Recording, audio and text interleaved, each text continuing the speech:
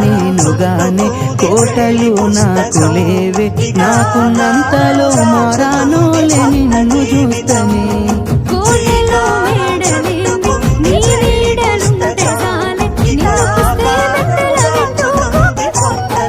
నా మనసులోని మాట నీకెట్టా చెప్పాలంటూ మోమాటంతో నలుగుతూ